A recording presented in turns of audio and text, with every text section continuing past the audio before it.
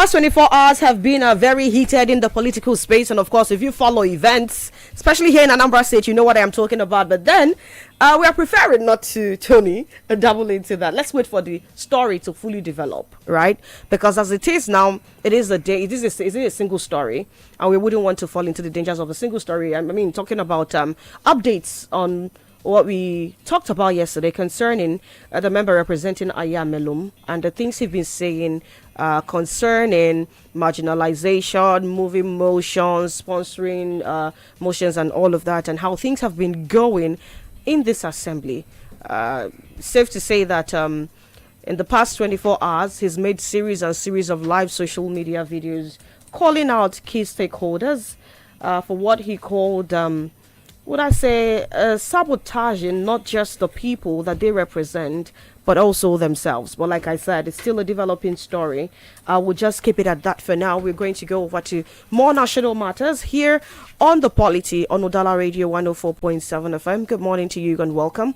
My name is Chisom Chinedu, and of course I've been joined by Dr. Tony Olisambeki to do justice to some of the matters on our desk this morning. Good morning, Tony. Good morning, Chisom Chinedu. Good morning, Nigerians. Good morning, the good people of Southeast. Good morning, Anambra. Good morning, dear Onitsha. We also say good morning to our Creator God Almighty for making us to be here. And we are live to witness all these developments and make comments and also look into them the way we do. This is our sanctuary. We have come to pontificate the truth. You're welcome. All right, then let's quickly tell you what the front pages of the papers say. The Nation newspaper is here. APC takes them for assembly seat after rerun on page 3. Lagos Ports for Innovation on page 7.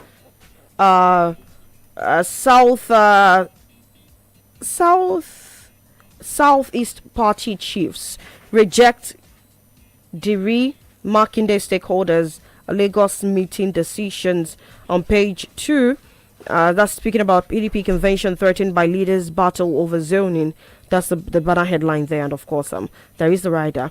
Be part of our steady rise. Tinubu tells diaspora Nigerians on page 2 as well. Edo government steps up anti-cultism crackdown. Cult leaders wanted on page 5. Student loan disbursement hit 86.3 billion naira, says Nel Fund. Find that story on page 4. First Lady to empower 1,000 women today in Lagos. On page 5 of the Nation newspaper, Mbara restores Okpara's vision with rehabilitation of Hotel Presidential on page 3.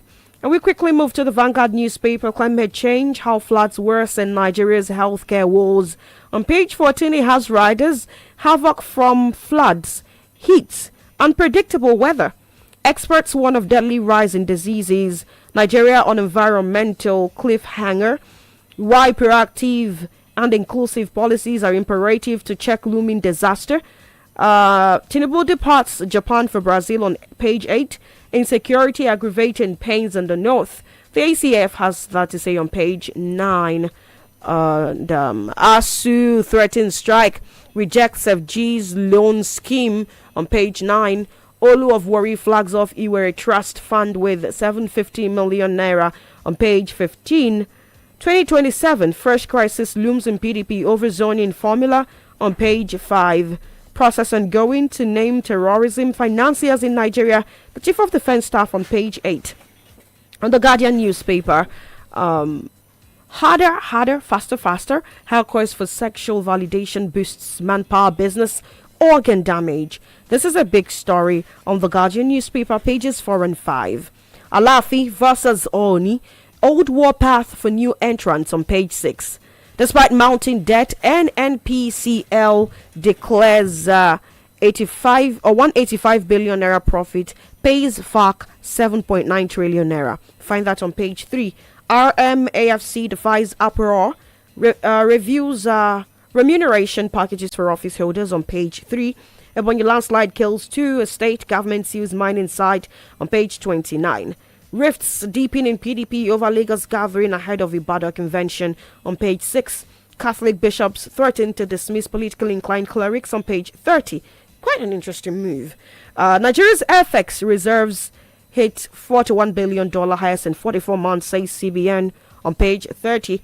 And of course, on the Punch newspaper, banner headline here: CDS 2027 polls behind surge in killings. On page 2, House Riders: steady flow of foreign cash empowering terrorists. That's Musa's statement. Nigeria facing growing security risks from Sahel conflicts. Defense chief. UK recognizes Alafi as Yoruba supreme leader. Owade tells only on page 3. UK leads Nigeria's Q1 capital inflow with 5.5 trillion naira on page 26. PDP crisis. Wike camp rejects joining talks with Makinde Diri. PDP governors convene in Zamfara to resolve convention deadlock. Party crisis on page 2. EFCC NIS expel another 51 foreigners jailed for cyber fraud offences. You'd find the story on page 5 of the Punch newspaper. External reserves climbed to 44-month high of 41 billion naira on page 21. 3 US-based Nigerians jailed 8 years for $520,000 fraud on page 5. Oyo to pay 1 billion naira compensation on circular road project on page 7. And so quickly, Tony, let's go to the banner headline on the Punch newspaper, where the Chief of Defense Staff is alleging that the elections of 2027 is behind the surge in killings. He said a lot of things, especially concerning politicians sponsoring, or some politicians that he said are yet to be mentioned because of some legal bottlenecks, sponsoring insecurity to campaign on the backdrop of insecurity come 2027. Now, I'll tell you something, it's not the first time I am hearing a statement like this, but I was waiting for the Chief of Defense Staff to say this. I mean, he said there are bottlenecks preventing that naming, but do you see that naming happening? One, we are talking about the namings, and then you are talking about the bottlenecks. The underlying factor there is the way and manner that these things are really going on, and many people will be actually disturbed by the revelations made by, and then the statements credited to the CDS Chief of Defense Staff, Christopher Musa. And he's tried to, in a way, say that why these incidents are happening could be as a result of the 2027 election. In fact, he made it emphatic. He was categorical about it. He was equivocal on that. He was unequivocal, on that. So, that's, for many people, will want to also look at the data.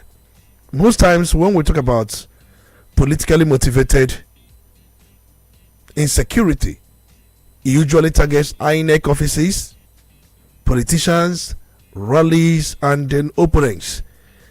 I think there is a data I would also want to rule out, and this data from the Armed Conflict Location and Event Data Project. They have come up with a data that seems to contradict what the Chief of Defense Staff, General Christopher Musa, was actually trying to make us to believe.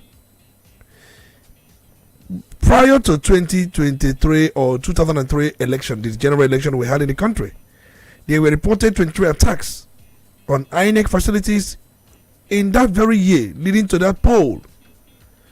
By contrast, massacres like Zamfara 2022, Plateau 2023, and Castina, these massacres targeted villagers and worshippers, which many may think may not fit the political intimidation pattern. But one would tell you that they want to spawn this insecurity so that it will discredit the government, that the government cannot provide security, and makes the other party or those who are against the government to win such election. We know very well that kidnapping for ransom has become $1 billion, in fact, let's not use dollar, $1 billion naira criminal enterprise in Nigeria. And according to XBM intelligence, Nigerians paid over 653.7 billion naira in ransom from 2021 down to 2023. It tells you quite a lot. So we've seen attacks where worshippers are targeted. We've seen attacks where villagers or farmers were targeted. And one could argue that these attacks, apart from the fact that you may think that they are just trying to project government in a bad light, as if that it has failed in the area of security, and to discredit the government in a way that people can pass vote of no confidence. The other way around, one can also argue that these attacks had no electoral link. Rather, it was a terror-style assault by armed gangs. For the fact that you've come out to tell us that some of these attacks are as a result of 2027, if you assume, even without considering that that may be true, is it not within the prerogative? Is it not within the purview, the jurisdiction under the jurisdiction of the government to deal with those things decisively? Why do we have government? To provide security, to protect the people, irrespective of the mission of the attackers. One can also argue that when you relay it that it is 2027 motivated, relate it back. When Jonathan was in power, we saw the abduction of Chibok girls. They could also argue that it was politically motivated because the idea was to discredit the government, to pass the belief that the government has failed in security, and why the APC came into power. I've seen reports, Tony, that claim that it was politically motivated. I also come across some reports that we are questioning the truism in that particular report in the first place.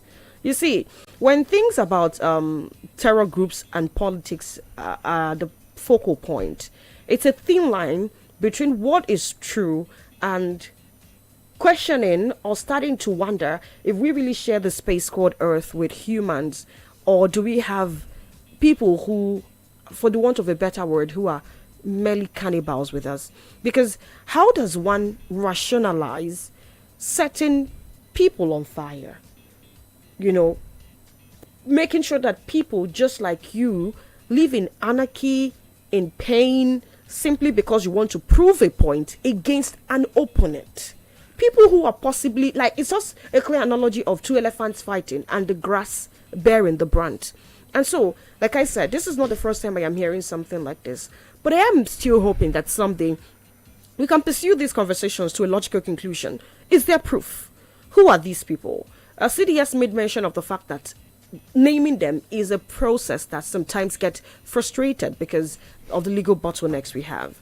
And so the question is, how do we probably have investigations carried out that these bottlenecks do not arise in the first place? In fact, the statement credited to CDS, when he says that he can't name those people, we have heard such kind of statement in the past. Over and over. There are times that those in government, and I would also want to let CDS leave politicians to do their work. Because from the way he sounded, one may think he's one of them, which he's not. I believe he's a thorough professional. Politicians will tell you things like that these things are politically motivated, this and that, and then trying to relate it to the opponent, that these are the people who are sponsoring this. We've had ISWAP, we've had Ansaro, there are so many of them. There's so many of them. So these people operate season in, season out, both during the election period and outside election period. So you cannot extricate, you cannot just pigeonhole and say that these things are related to 2027. Well, he gave the data. He said last year had less casualties than this year. He wouldn't say last year had less casualty than this year. If we go into some of the things that happened last year, you will be stunned. The idea is not which one has higher rate. It's expected that if you don't deal with insecurity, it will be progressively. That is it. So the idea of that this year has more. Yeah, definitely. If you don't do something, maybe other years may be having more than the preceding years. So the point I'm trying to make is this: it is not a way to go about fighting this insecurity. So what would you rather have him do? We have said it a number of times. I was on this program the other day where I was reading out certain measures government needs to take. We must have a national policy on issue of insecurity where we try to detach it from politics. If those in government are fingered, they must face investigation and possible prosecution. We've seen the governor of Zamfara State who fingered the current minister of state for defense, and nothing seems to have done. I think at that point he has said he has provided certain evidence. It is also expected that if such evidence has been provided, at least that is the prima facie, the people involved be questioned. We are too political with the way we are going about this issue of insecurity, there is no doubt. And we've tried PDP, we've tried APC, and nothing seems to have changed. Let's be honest. Nothing seems to have changed. We have tried both parties. What PDP said in 2014, 2013, prior to 2015 general election is what APC is saying now. What has changed? And the worst is, we should allow our security operatives to be professional without any form of interference. We know that we have Office of the National Security Advisor who coordinates the issue of intelligence, security intelligence in the country and outside the country. So, if you look around, these things have taken certain patterns, no doubt. Tell me 1 year we did not record high surge of insecurity.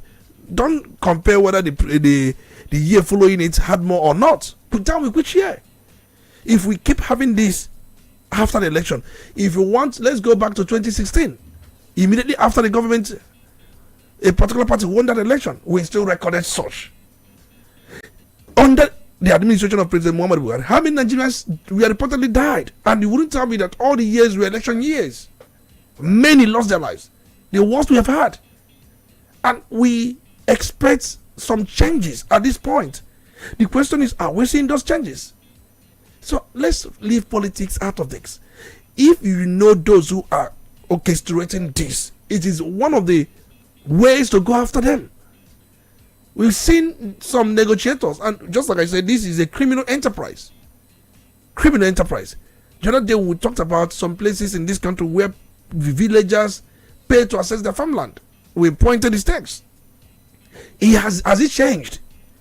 The military, yes. We wouldn't say they are not doing anything, but they need to do more. They need to do more. Are we, free from insecurity? The answer is no. If you ask anybody listening now, what has changed from the time of Buhari and this present government, the person will say, I've not seen any change. Even when we are told that, yes, the insecurity seems to have lessened a bit in some places, but what happened in Plateau State and Benue State and Niger State will tell you otherwise. It will give you a different story altogether. Even when we think that Zamfara is, coming out of it, we saw what happened the other day. Even when we think that Niger State is coming out of it, we saw what happened the other day. When you think that it is a kind of a win-win situation, that the government seems to be winning the war, these people will come back from nowhere and strike. And we've seen videos circulating everywhere, how sophisticated these people could be. I don't know whether those videos were AI generated. I don't know. So it is important for us to face the reality. Let's leave all this shadow. That this is linked to 2027, this is not linked to 2027. The most important thing is, what are we doing? What is our national plan on terrorism-related matters, banditry, kidnappings, and all manner of insecurities in the country? What are we doing as a people? What is the government doing? It's important. Nigerians want to be protected. They want to live where they feel safe. That is the honest truth. Are they getting that? Situations whereby we are labeled all manner of names and we live by what we are labeled. There are some countries that have called us generator countries. Yeah, there are countries. There are people from certain countries that have called us generator country. What does that mean? Because we can't fix our energy problem, energy crisis. We can't solve it. In everywhere, in fact, amongst the entire countries in the world, over 200 countries, Nigeria is the only country that imports generator more than any other from China, mostly. And that's why we have been labeled generator country. And there are times we have been called all sorts of names. There are problems we have here. These problems, they are not insurmountable. Just that we have not really come to table to ask or even to take decisive steps showing political will. Now, at this point, Tony, I'm tempted to ask, democracy is tied to is tied to politics. Is there a way to play democracy without politics? Because it looks like what we have is a political problem. People playing politics with everything. I mean, it's a rhetoric. Let's go over to other things that we have on our table this morning, because the PDP convention is under threat by leaders battling over zoning. And so we understand that the South and Southeast party chiefs have rejected Diri and Makinde stakeholders' Lagos meeting decision. So the proposed People's Democratic Party convention is being threatened by a deep-seated rift between its leaders. It is over the zoning of party offices on the 2027 presidential ticket. It was launched yesterday. The November 15 and 16 elective convention is scheduled for Ibadan, the Oyo State capital. A 110-member national convention committee headed by Adamawa State Governor Ahmadu Fintiri has been inaugurated by the acting national chairman Umar Damagum. Tony, this back and forth with the rift within the PDP, we understand that party is far from being credible at the point. But in this their quest for salvation, do you see this particular rift being settled, and how do you think this can be worked out? This rift cannot be settled. Reason being that one man has come out to say anybody who backs Tinubu is the person he's going to support. He made a very statement, was it not yesterday?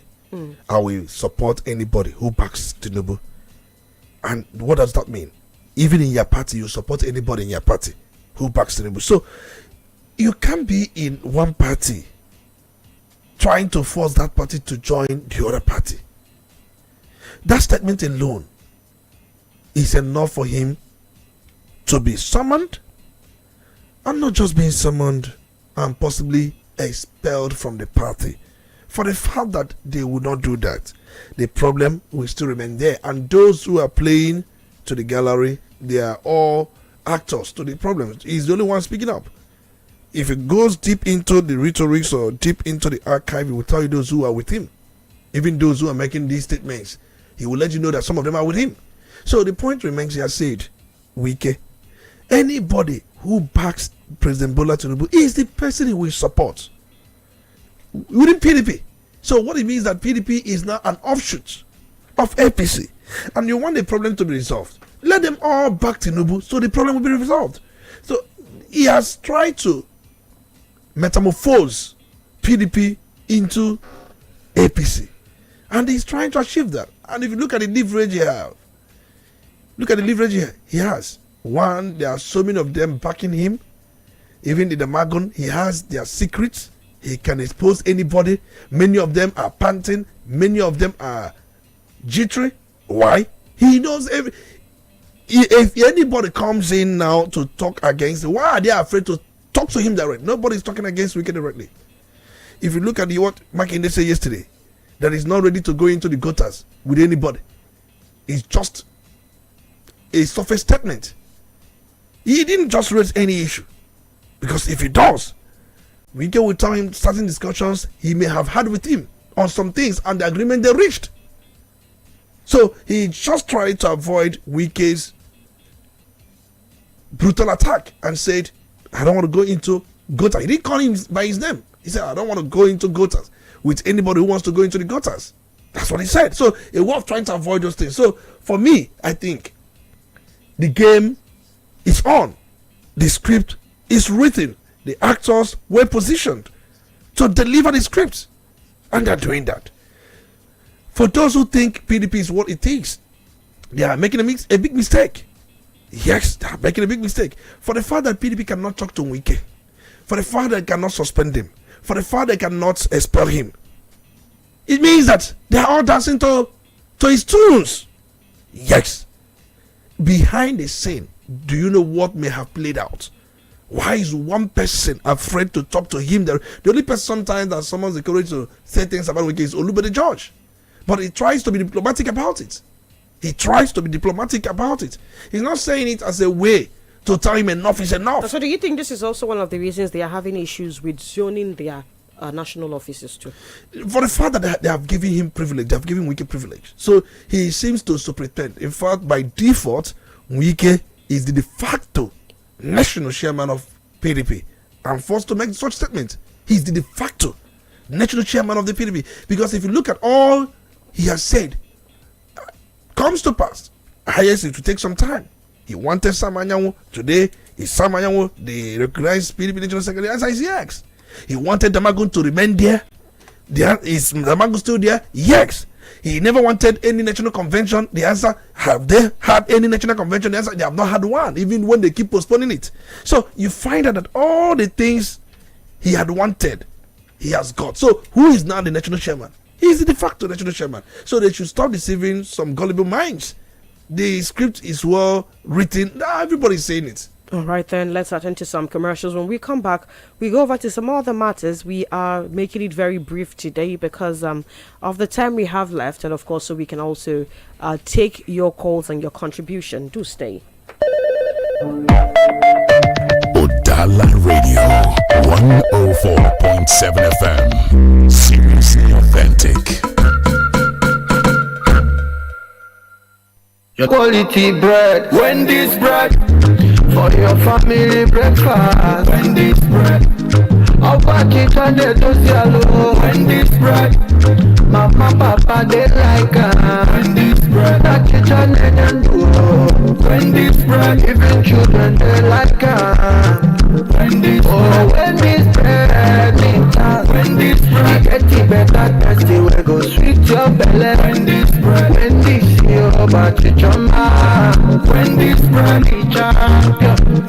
Wendy's bread, your tasty bread. You can contact us on our official address, Second Business Park, Enugu Road, GRA, beside Misha, Anambra State. We also have another branch at St. Michael Plaza at Tani Road. Also contact us on 070-1149-1571. Wendy's bread, your tasty bread.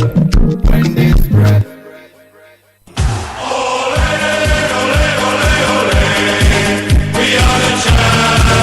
Hooray! Football is alive again in Onitsha. One Nibonyegu, one Nimekegu, Egwekere Football Street Championship. My guy, come rep your street. Come show the world that your street has got the best talent in town. Egwekere Football Street Championship. Egwekere Football Street Championship is a football tournament to be played among different streets of Onitsha. Winners will take home 1.5 million naira. I repeat, 1.5 million naira. So what are you still waiting for? Call this number 0806-391-5257 for your registration and further inquiries. Registration runs from 1st to 30th of August 2025. Special thanks to our headline sponsors, Winners Global Estate Limited, and our media partners, Udala Radio 104.7 FM. Egwekere Football Street Championship. Ball Obe na Doda.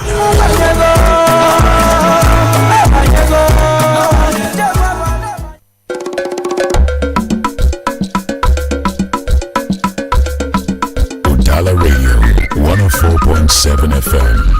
Seriously authentic. You're listening to The Polity. Get involved now.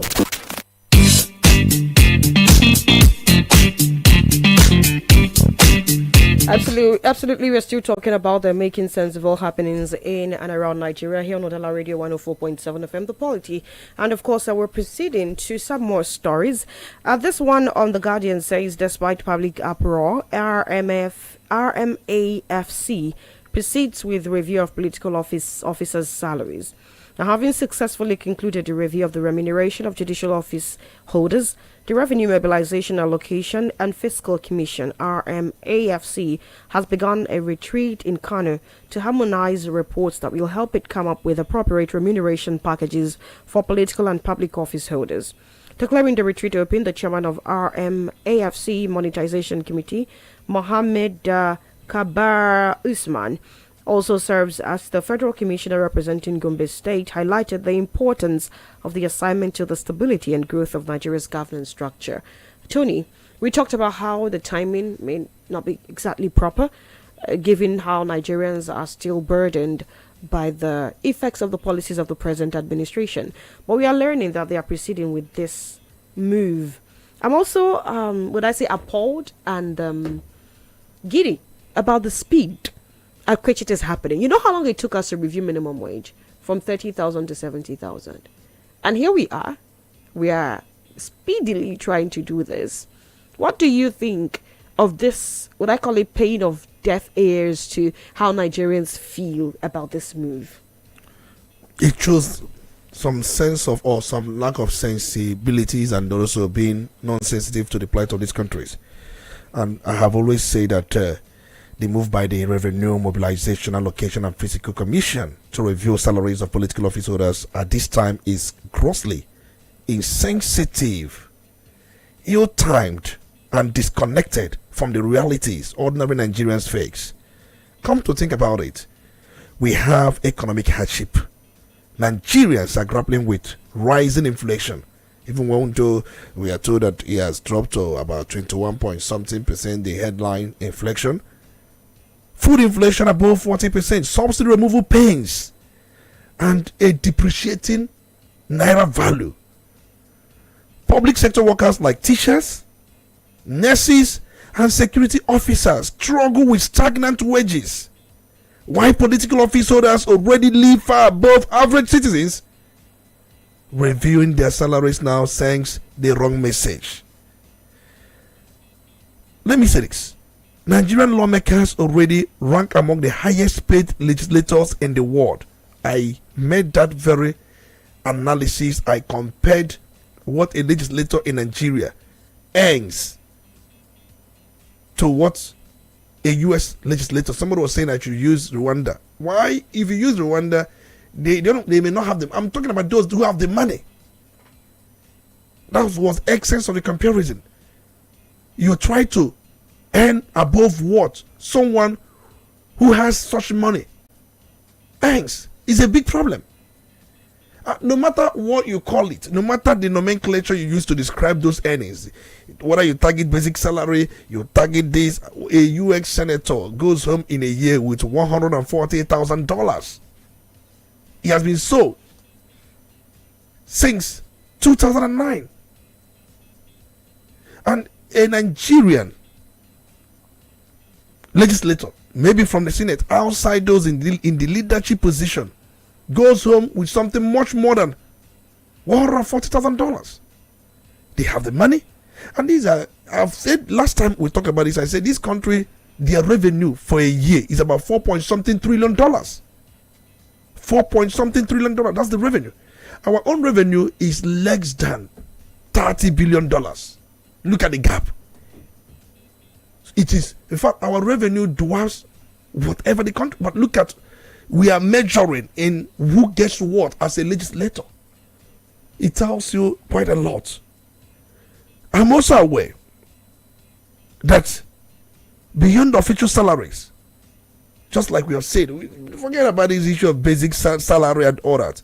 Many of these political office holders enjoy plush allowances, extra codes, security votes, perks that dwarf their basic salaries. See, we must be very, very careful the way we get about some of these things.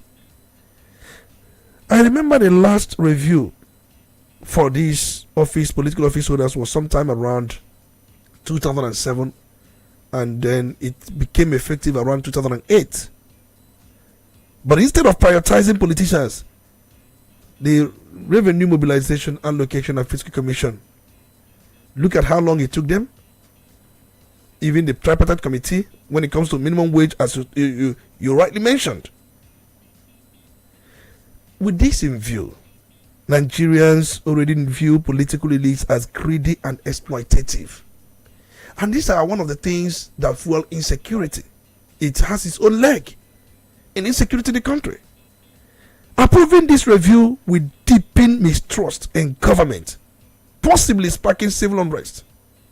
Nobody, I don't call for protest, I don't call for a party towards governance, but most importantly, see, we must be careful.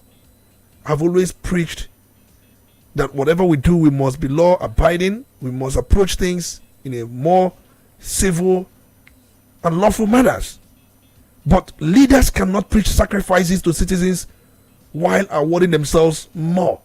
The citizens are making sacrifices. What are the ones the leaders are making? When the subsidy was removed, the citizens, many of them are bearing the brunt. Some people are trekked to work. Some people sleep in the offices. These are sacrifices. Some people cannot afford what they used to afford. That is austerity. These are sacrifices. Many workers, you must give them their flowers, have sacrificed a lot. Sleeping in the offices. Many are not even seeing their families. That family bond that is essential. Many have sacrificed it because of the subsidy removal. So these are the sacrifices many Nigerians have paid. The question is, the leaders, which one have they paid? You ask this question, have any everything changed about their lifestyle, their modus operandi, their flamboyant way of doing things. The extra codes, when we talk about extra codes, many of them attend conferences outside the country. And for the youth to attend the conference outside the country, definitely will be given extra code. How much the country spends in some of these conferences that are the most of the time yield nothing for the country. So these are sacrifices. And you look at many families, we have the capital of malnourished children in the world. Malnutrition is everywhere. If you see the videos, if you see the pictures, all you can do is to cry. You cry, you weep. Go to places, go to Kano, go to Katsina, go to Jigawa, go to Zamfara, go to Ebonyi, go to places, Imo, and everywhere. It's just the same thing. So, revenue mobilization, I don't know who probably asked them to do this. And some people may read meaning into this. They will say, oh, election is around the corner. Now, because we are going to have 2027, is it not a way to prepare these people to work for their respective parties or the parties? We need to open the phone lines, Tony, but I am curious to find out. It's a problem. I've been asking myself, why put it out in the public domain when you know you don't care about how Nigerians feel about it? When you know that, what you're going to do, you have decided on it. It's not like our opinions are going to change. Remember, they made a proposal of 114% salary increase in 2023. When they started, this was not today. Revenue mobilization, allocation and fiscal commission started this process in 2023 when they made 114% increment, but it was widely rejected. Nigerians revolted on social media, kicked against it. There was Oprah. They suspended it. Now they're bringing it up. So when you say that our opinion may not count, it counted because it wasn't the first time they came about with this. It was in 2023. No, let's see how far this one goes. But that's the thing. It is still ill-timed. As it was ill-timed in 2023, it is still ill-timed in 2025 because nothing has changed. All right. I'll put a call across 0803-827-6694, 0803-221-6973. You can do this in a minute. Please go ahead. Hello? Yes, hello. Good morning. Good morning. Good morning. Can you hear me, my lady? Yes, we can hear you. Please go ahead. Thank you very much. Sorry, good morning. You're welcome. It's good to have you. Others is my name. I'm reaching from Ila. Each time we talk about this exploitation by the government on the day, it has me personally because I was a victim during the war, yeah? Yes. You see, these are people that do not have feelings. You keep pushing a man to the wall, you push him to a certain place, and he turns around and starts pushing you. Now 200 million Nigerians begin to push the people we have that run the affairs of this country. I'm not sure they can stand it. They bring all sorts of mundane laws that even the worst pet in the jungle cannot listen to what they say sometimes. I don't like talking about it. Let me talk about terrorism. Terrorism all over the world is big business. It is only in Nigeria that we like playing the ostrich like everything we do. We pretend, we hide, just because it affects us. You thought somebody you pull on border the other day. Go to Katsina. You just walk across the road and the next time it's ready for the next house, yes, the family. They are all even causing some thought. So not whether former governor was from Niger, Buhari, his job was from Marathi and all that. We know these things, and they're not the border for us. We must cut the border thoroughly. We won't do that. Then we have terrorists. We know that Islamic sects are all divided. Each sect has its own group of terrorists. Is she round off now? Matawami was with that man from Zaria that had that group that almost fought the chief of army staff.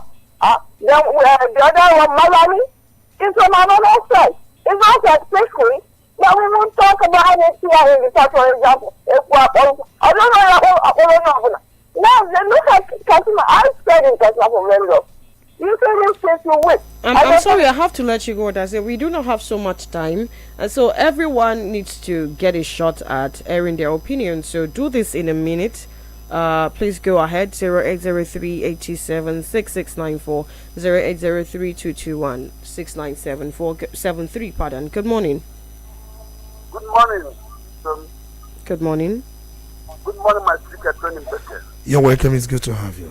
And Franklin is the voice of Mexico from our kingdom. All right, then let's hear you. Now. Go ahead. Tony, you actually saw. Like PDP is like a sinking ship. Right to say. Some people that have to bring out of the job as it has been out. Those in the boat are trying to grab someone for something to survive. See what they are doing? That's why they call people to come and be their president, run for their president. They call Goodluck Jonathan. Doing things that like people that are not well organized. You see, as far as like that who could be there, nothing can happen. That will happen to you. There is switch for AP. That's the truth. So if you are there, know where you are going. The PDP is no more a party to reckon with in Nigeria. Coming to the politicians, I call them the most set of people in the world. See at the amount of money they are carrying, they still want to increase. A councillor is greater than get money more than a lecturer in the society. I do not some of them. I have some of them in my area. That's it, talking of increasing money. Let them continue to do us whatever they want. Until one day, I think God will save this country. Thank you, Anthony. All right then. Hello, good morning. Are you there? Hello? Okay, you may need to reconnect. Let's hear what you have to say. You can also go to Facebook at Udala Radio 104.7 and drop your comment right there. Good morning. Good morning. Yes, good morning. Good morning. Good morning, the honorable speaker. You're welcome. It's good to have you. Thank you. Well, I have to Joseph on the line. Yes, let me appreciate you from up here. Go ahead. Yes, I want to speak on the issue of the PDP. And I want to agree totally with the analysis of Mr. Speaker. The truth is that PDP don't want to tell themselves the truth. I don't know why the PDP will be existing as a party and is being controlled by a minister that was appointed by another political party. And that minister has come out severally to say that I can only support Tinubu to win second term. What is the message? The message is that PDP is working hand in hand with APC. So what do we need again? If PDP is serious as a political party, they should do away with Wike. Yes, the earlier they do that, the better. As long as Wike is in PDP is not a serious party and nobody should take them seriously. That's the simple truth. I would have loved to say something on what is going on in my constituency, Melbourne, which came up yesterday. Mr. Speaker, actually, you people did a nice job yesterday, but I want to also chip in that it is really very wrong for governor to have said in public domain that it's not going to do anything in every constituency that is not having Akuko as a member. He made the statement at Akwukwo that if you are not a member of Akuko, you can only receive your monthly salary. It's a serious statement. And that is what is happening in my constituency at Ayambelemu. Nothing is moving, nothing is going on in Ayambelemu. We must be very serious. So what the Honorable is saying, you people should go on investigative journalism. How can I and find out if anything is happening there? Even my own community, nothing. The road that was started, they are not, it's still there. You cannot go on, you cannot go there. The same thing. It is the local government who calls for Mumerum that is doing something on the Mumerum road now. All right. I am people are not happy. Let this message be sent to Mr. Governor. We can move from a family here to Ayam. We have asked Mr. Governor, the honorable member has moved in motion in the house. So please give us a free so that our people can go home. They have not done that. All right. I have to let you go. Everyone gets 1 minute. Your points are very valid, and we hope that the appropriate quarters are getting the message. Good morning. Hello, good morning. Yes, good morning. This is only Prophet Lord. Go ahead, please. Yes, concerning terrorism, I don't believe for what that defense has said. Terrorism in Nigeria mostly caused by leadership failure. Mostly because it's everywhere in the whole world. Terrorism is everywhere. Then now to control their own. Nigeria owns leadership failure and the follower failure, and the causes terrorism. Some people are doing it for ransom, some people are doing it for religious, or like it. Some people are doing it to destabilize the government, and all born down on the failure and the follower failure. In PDP, I wonder, and if one has to look at carry on, is it proposed to carry on at PDP? All right then, Dalurine. Now let's go over to Facebook and see what you have to say. Also, Francis in Namani says, okay, good morning to you too, Chizabadiri. We see you, Malebara. How can Mr. President be inviting Nigerians abroad to come home and invest? This is proactive. How can they, when insecurity is ravaged in the country, how can they come and invest in a volatile environment? Let Mr. President look inwards and see how lives are lost on a daily in a country he's governing.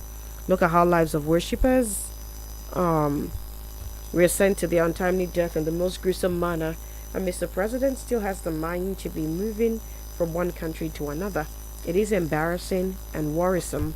Comrade Henry Liu, he said sponsoring insecurity was a strategy the APC used to oust the PDP from their opposition standpoint then.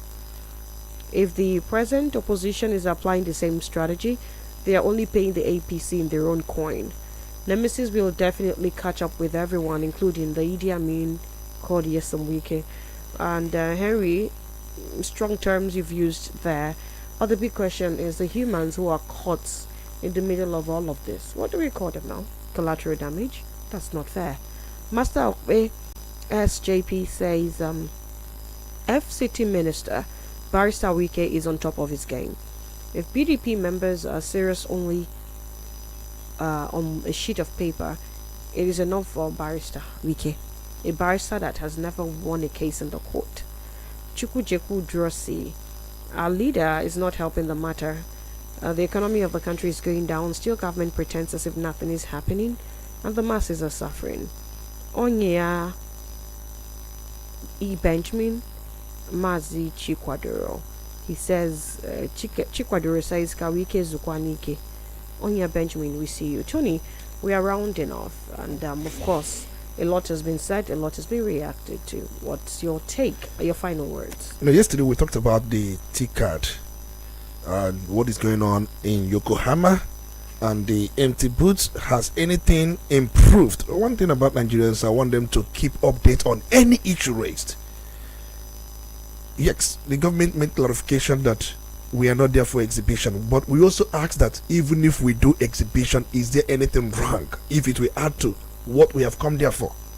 So remember, the whole thing will be concluded today. What are the gains we are taking home? Extra coats we are paid for those who followed Mr. President.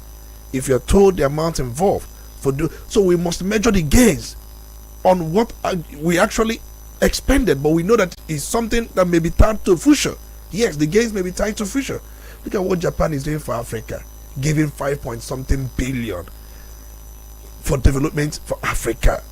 Look at Japan that was destroyed during the Second World War. You remember that very bombing Hiroshima and Nagasaki. But look at the way they have regrouped leadership today, giving a continent, a country, giving a continent. What is wrong with black man? Look at where we are. Now a country calls all the African heads of state, a country, and ask them, come together. Let's talk with you about development. At the end of the day, they all came. Every one of them with his begging bowl, and now that country that was destroyed, that was reduced to nothing based on their support to Nazi government in Germany, now look at where the country is today. Look at the economy, look at where they belong. If not for that war, they would have been in UN Security Council. They are now giving Africa money in form of bailout. Who has done this to us? We are the mineral resources. In fact, it has been said that over 60-something% of mineral resources used in making different things in the world comes from Africa. They live in water.